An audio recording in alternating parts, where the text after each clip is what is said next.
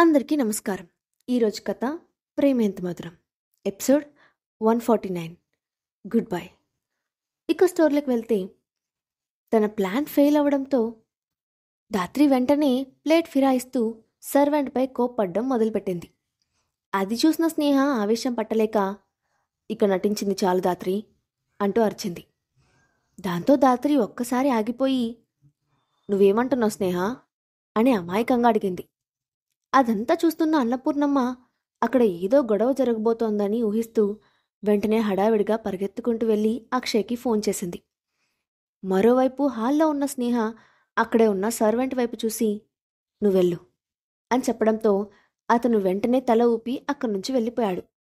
అప్పుడు స్నేహ ధాత్రి దగ్గరకు వచ్చి, చూడు ధాత్రి, నేను నీతో గొడవ పెట్టుకోకూడదు అనుకోవడం వల్లే నువ్వేం చేసినా వెనక్కి తగ్గుతున్నాను. అలా అని ప్రతిసారి అది నువ్వు నీ గెలుపుగా ఫీల్ అవుతూ నన్ను ఇంకా రెచ్చగొడితే అది నీకే మంచిది కాదు అని చెప్తూనే హఠాత్తుగా ఆమె చేతిని పట్టుకొని ఒక్కసారిగా వెనక్కి మెలితిప్పింది స్నేహ. ఊహించని ఆ పరిణామానికి ధాత్రి షాక్ అయింది. మరోవైపు ఆమె చేయి విపరీతంగా నొప్పి పెడుతూ ఉండడంతో స్నేహ చేతి నుండి తన చేతిని విడిపించుకోవడానికి ప్రయత్నిస్తూ, స్నేహ, మర్యాదగా నన్ను వదులు, నువ్వు చాలా పెద్ద తప్పు చేస్తున్నావు అంటూ బెదిరించడానికి ప్రయత్నించింది. అప్పుడు స్నేహ మరింత కోపంతో ఆమె చేతిని ఇంకొంచెం గట్టిగా వెనక్కి నొక్కింది. దాంతో ధాత్రి నొప్పితో కేకలు వేస్తూ, స్నేహ, నా చేయి వదులు అని అంది. అప్పుడు స్నేహ వెనక నుండి ఆమె చెవి దగ్గరికి వెళ్ళి, మరోసారి నా జోలికి రావాలని ప్రయత్నించుకో, నా సంగతి నీకు బాగా తెలియదు, చంపి పాతేస్తాను అని బెదిరించి విసురుగా ఆమెను ముందుకు నెట్టి ఆమె చేతిని వదిలేసింది. అప్పటికే కోపంతో రగిలిపోతున్న ధాత్రి నొప్పి పుడుతున్న ఆమె చేతిని మరో చేత్తో నొక్కుంటూ స్నేహ వైపు మింగేసేలా చూసింది. కానీ స్నేహ ఆమె చూపుల్ని పట్టించుకోకుండా, మర్యాదగా ఇక్కడి నుంచి వెళ్ళిపో అని చెప్పి వెనక్కి తిరిగి, అన్నపూర్ణమ్మ, ఇదంతా క్లీన్ చేయించు అని చెప్తూ ఉండగానే కోపాన్ని తట్టుకోలేకపోయిన ధాత్రి ఒక్కసారిగా ముందుకు వచ్చి స్నేహను వెనుక నుండి 2 చేతులతో గట్టిగా ముందుకు నెట్టింది. దాంతో స్నేహ బ్యాలెన్స్ కోల్పోయి ముందుకు పడబోతూ అంత కంగారులో కూడా తన 2 చేతుల్ని పొట్టపై అడ్డుగా పెట్టుకుంది. మరో క్షణంలో ఆమె పొట్ట వెళ్ళి సోఫా హ్యాండిల్కి తగలబోతుందనగా ఇంతలో ఆమె 2 భుజాలని ముందు నుంచి పట్టుకొని ముందుకు పడిపోకుండా ఎవరో ఆపారు. అప్పుడు స్నేహ నెమ్మదిగా నుంచుంటూ తలెత్తి తనను పట్టుకున్న వ్యక్తి వైపు చూసింది. అక్కడి నుంచొని ఉన్నాడు అక్షయ్. ఆ టైంలో తన్ని అక్కడ చూసిన స్నేహ ఆశ్చర్యపోతూ, అక్షయ్, నువ్వు అంటూ అయోమయంగా అడిగింది. అక్షయ్ ఆమె ప్రశ్నకు సమాధానం చెప్పకుండా, నువ్వు బాగానే ఉన్నావా అని అడిగాడు. అంటూ తలూపింది స్నేహ. అక్షయ్ ఆమెను తీసుకెళ్లి పక్కనే ఉన్న చైర్లో కూర్చోబెట్టి, ఏదైనా ఇబ్బందిగా ఉందా అని అడిగాడు. లేదు అంది స్నేహ. మరోవైపు హఠాత్తుగా అక్కడ ప్రత్యక్షమైన అక్షయ్ని చూసి ధాత్రి కొయ్యబారిపోయింది. ఆమె మెదడు ఒక్క క్షణం పనిచేయడం ఆగిపోయింది. కాళ్ళు చిన్నగా వణకడం మొదలయ్యాయి. స్నేహను పరామర్శించిన అక్షయ్ నేరుగా ధాత్రి దగ్గరకు వచ్చి ఆమె ఎదురుగా నుంచున్నాడు. అతని కళ్ళు అప్పటికే కోపంతో ఎర్రబడ్డాయి. అది చూసిన ధాత్రి హడావిడిగా అతనితో ఏదో చెప్పాలని ప్రయత్నిస్తూ, అక్షయ్, అది నేను అని తడబడుతూ మాట్లాడుతూ ఉండగానే, షటప్ అంటూ పెద్దగా అరిచాడు అక్షయ్. దాంతో ధాత్రి ఉలిక్కి పడుతూ ఒక్క అడుగు వెనక్కి వేసింది. అప్పుడు అక్షయ్ ఆమె వైపు తీక్షణంగా చూస్తూ, అసలు నా ఇంట్లో అడుగు పెట్టడానికి నీకు ఎవరు పర్మిషన్ ఇచ్చారు? పదే పదే నీ ఇష్టం వచ్చినట్లు వచ్చి వెళ్ళడానికి నీకేం హక్కుంది అని అడిగాడు. అతని నోటి నుంచి వస్తున్న ఒక్కో మాట ధాత్రి గుండెల్లో శూలంగా గుచ్చుకుంటుంది. దాంతో ఆమె కంటిలో నుండి నీళ్లు జలజల రాలిపోతున్నాయి. ఆమె మనసులో ఉన్న ఆవేదనను ఆపుకోలేకపోతూ ఏడుపు గొంతుతో, అక్షయ్, నువ్వు నన్ను ఎంత మాట అంటున్నావో నీకు అర్థమవుతోందా? ఈ స్నేహ కోసం నువ్వు ఇన్ని సంవత్సరాల మన ఫ్రెండ్షిప్ని పక్కన పెడుతున్నావు అంటూ గుర్తు చేసింది. ఎనఫ్ ధాత్రి, విసుగ్గా అరిచాడు అక్షయ్. దాంతో ధాత్రి నోరు ఒక్కసారిగా మూసుకుపోయింది.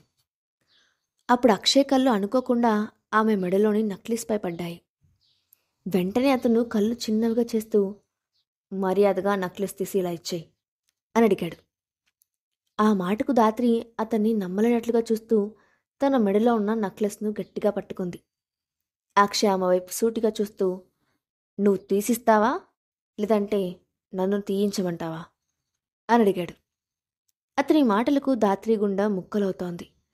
ఆమె ద్వేషం నిండిన కళ్ళతో వెనుక చైర్లో కూర్చొని ఉన్న స్నేహ వైపు చూసింది. ఆమె ముందు తనకు జరుగుతున్న ఘోరమైన అవమానంగా ఫీలైంది దాత్రి. దాంతో వెంటనే తన మెడలో నుంచి నెక్లెస్ను గట్టిగా లాగి అక్కడే ఉన్న సోఫాలో విసిరినట్టుగా పెట్టి హీల్స్ను టకటకలాడిస్తూ విసురుగా అక్కడి నుంచి వెళ్ళిపోయింది. ఆమె వెళ్ళిన కొంతసేపటి వరకు ఆ విల్లా మొత్తం విచిత్రమైన నిశ్శబ్దంలో మునిగిపోయింది. అక్షయ్ కూడా ఏం మాట్లాడకుండా స్నేహ భుజాన్ని పట్టుకొని పైకి లేపి నెమ్మదిగా ఆమెను తన గదిలోకి తీసుకువెళ్ళాడు. నువ్వు ఇంత హఠాత్తుగా ఎందుకొచ్చావు? నేను చూసుకునేదాన్ని కదా. బెడ్పై కూర్చుంటూ చిన్నగా నవ్వుతూ అంది స్నేహ. ఆ మాటకు అక్షయ్ ఆమె వైపు విచిత్రంగా చూస్తూ, నా భార్యపై ఎవరు అనుచితంగా ప్రవర్తిస్తుంటే నేను రాకుండా ఎలా ఉంటాను? అయినా ఒక్క క్షణం నేను రావడం లేట్ అయి ఉంటే ఏం జరిగేదో నువ్వే చూసావు కదా అని అన్నాడు. అతని మాటల్లో ఇంకా ఆవేశం తగ్గలేదు. దాత్రిని తలుచుకుంటేనే అతని రక్తం మరిగిపోతోంది. కేవలం చిన్నప్పటి ఫ్రెండ్ అయిన ఒకే ఒక కారణానికి ఆమెను భరిస్తూ వస్తున్నాడు. కానీ దాత్రి దాన్ని అడ్వాంటేజ్ తీసుకోవడం మొదలుపెట్టిందని అనుకున్నాడు. అతని కోపం చూసిన స్నేహ, సరే ఇక వదిలే, నువ్వు కొంచెం కూల్ అయ్యి ఆఫీస్కి వెళ్ళు. ఇప్పుడంతా బాగానే ఉంది. ఆఫీస్లో అందరూ నీకోసమే ఎదురు చూస్తూ ఉంటారు అని చెప్పింది. ఆ మాటకు అక్షయ్ కూడా సైలెంట్ అయ్యాడు. నిజంగానే అతను ఆఫీస్లో ఇంపార్టెంట్ మీటింగ్లో ఉన్నాడు. ఆ టైంలో అన్నపూర్ణ ఫోన్ రాగానే హడావిడిగా ఇంటికి వచ్చాడు. దాంతో తిరిగి ఆఫీస్కి వెళ్ళాలని గుర్తు చేసుకొని, నేను వెళ్తున్నాను, కానీ నువ్వు జాగ్రత్త. ఏదైనా అవసరం ఉంటే అన్నపూర్ణమ్మ గారిని పిలువు. నేను సాయంత్రం త్వరగా వస్తాను అని చెప్పాడు. అక్షయ్ తన పట్ల చూపిస్తున్న కేరింగ్కి సంతోషపడింది స్నేహ. కానీ ఇవన్నీ ఇక ముందు దొరకవని గుర్తు చేసుకొని విరక్తిగా నవ్వుకుంటూ పైకి మాత్రం, సరే నువ్వు నా గురించి ఆలోచించకు, నేను చూసుకుంటాను అని చెప్పింది. దాంతో అక్షయ్ అక్కడి నుండి ఆఫీస్కి తిరిగి వెళ్ళాడు. ఆ తర్వాత రోజు ఉదయాన్నే నిద్రలేచింది స్నేహ. అప్పటికే నిద్రలేచిన అక్షయ్ కిందకు వెళ్ళి బ్రేక్ఫాస్ట్ చేస్తూ ఉన్నాడు. స్నేహ నెమ్మదిగా లేచి వెళ్ళి ఫ్రెష్ అయి వచ్చి రూమ్లో ఉన్న డ్రెస్సింగ్ టేబుల్ ముందు నుంచొని తన పొట్టపై చేతులు పెట్టుకొని తనను తాను పరీక్షగా చూసుకుంది. తన కడుపులో ఉన్న బిడ్డను తలుచుకుంటూ తాను తీసుకున్న నిర్ణయానికి పశ్చాత్తాపడుతూ, నన్ను క్షమించు బేబీ, నువ్వు కావాలా మీ డాడీ కావాలా అని తేల్చుకోవాల్సిన పరిస్థితి వచ్చింది. అప్పుడు ఒక కన్న తల్లిగా నేను నా బిడ్డనే కోరుకున్నాను.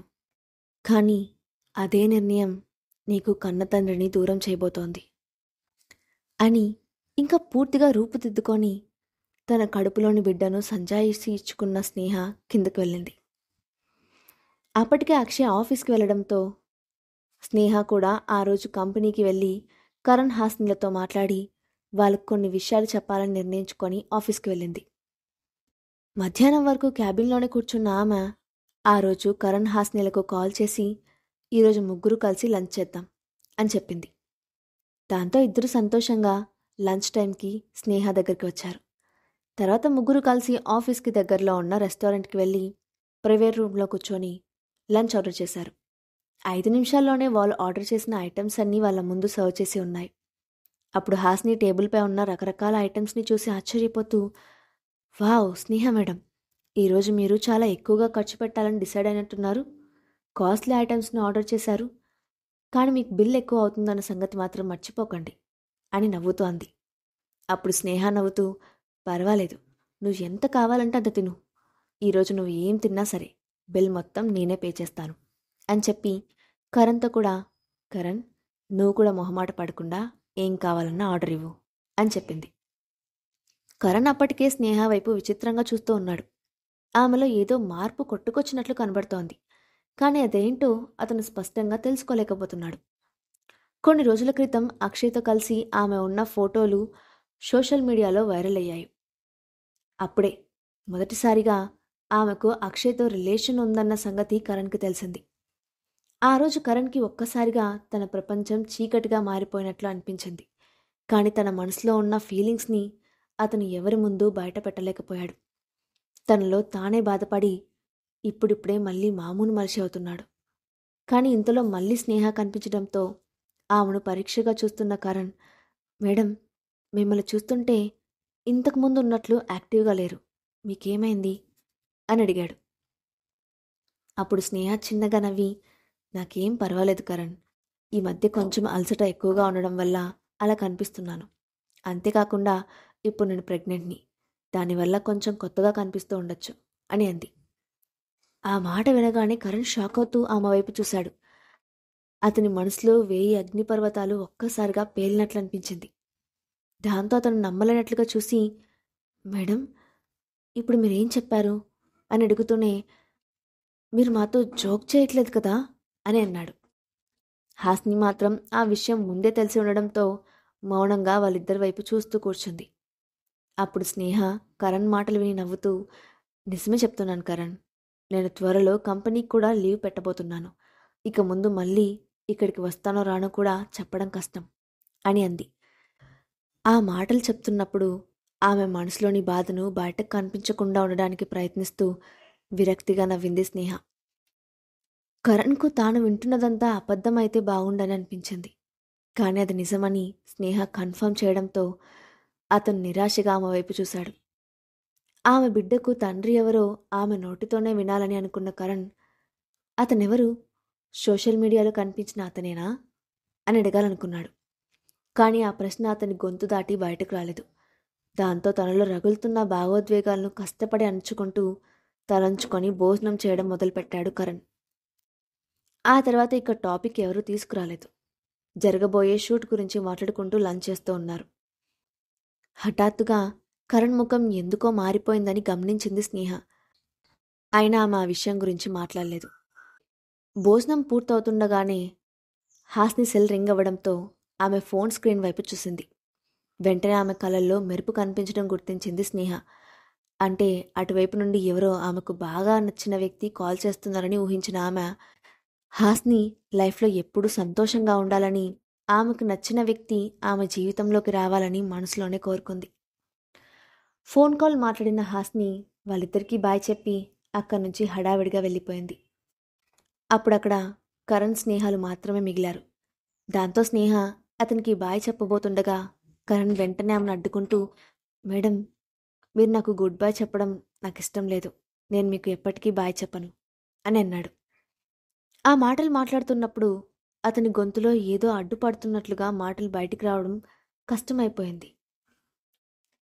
అతని ఎమోషన్స్ను స్నేహ అర్థం చేసుకోవడానికి ప్రయత్నిస్తూ, కరణ్, అలా ఆలోచించొద్దు, నేను కొంతకాలం మాత్రమే వెళ్ళిపోతున్నాను, ఫ్యూచర్లో తిరిగి రావచ్చు అని అంది. కానీ తిరిగి వస్తాననే నమ్మకం ఆమెకు కూడా లేదు.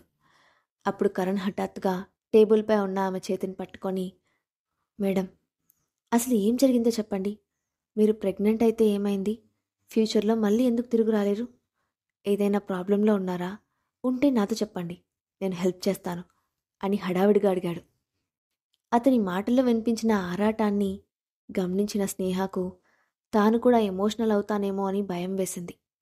దాంతో వెంటనే తల తిప్పుకొని, కరణ్, నువ్వు ఎక్కువగా ఆలోచించకు, నేను చాలా సంతోషంగా ఉన్నాను, నీ గురించి నువ్వు కేర్ తీసుకో, నీ కెరీర్ గురించి జాగ్రత్తగా ఆలోచించు, నిర్ణయం తీసుకునే ముందు జాగ్రత్త, నేను నీకు ఎప్పుడూ ఒక సిస్టర్గా తోడు ఉంటాను అని చెప్తూ ఉండగానే కరణ్ ఆమెను అడ్డుకుంటూ, మేడం, మీరు సిస్టర్ కావడం నాకు ఇష్టం లేదు అని చెప్పాడు.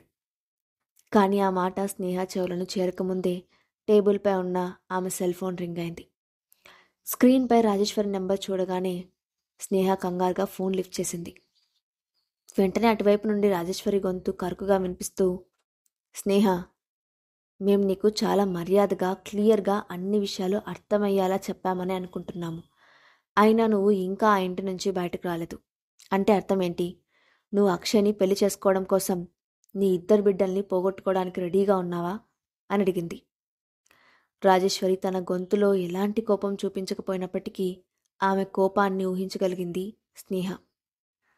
దాంతో ఆమె కంగారుగా ఏదో మాట్లాడబోతూ ఎదురుగా ఉన్న కరణ్ వైపు చూసి వెంటనే టేబుల్ దగ్గర నుంచి లేచి దూరంగా వెళ్ళి గుసగుసగా మాట్లాడుతూ, ఆంటీ, నాకు ఇంకొంచెం టైం ఇవ్వండి, నేను ఖచ్చితంగా అక్కడి నుంచి వెళ్ళిపోతాను అని చెప్పింది. అప్పుడు రాజేశ్వరి కూల్గా, స్నేహ, ఇప్పటి వరకు ఎంతవరకు మౌనంగా ఉండాలో అంత మౌనంగానే ఉన్నాము. కాబట్టి నువ్వు కూడా కొంచెం సెల్ఫ్ రెస్పెక్ట్తో ప్రవర్తిస్తే మంచిది. మా మౌనం బద్దలైతే ఎలా ఉంటుందో నువ్వు ఊహించలేవు అని హెచ్చరించి వెంటనే ఫోన్ డిస్కనెక్ట్ చేసింది. ఆ మాటకు స్నేహకు ఒక్క క్షణం బాధగా అనిపించి కట్ అయిన ఫోన్ వైపు నిరాశగా చూసింది. టేబుల్ దగ్గర నుండి అదంతా గమనిస్తున్న కరణ్ వెంటనే ఆమె దగ్గరకు వెళ్ళి, మేడం, మీరు బాగానే ఉన్నారా? ఏదైనా ప్రాబ్లమా అని అడిగాడు.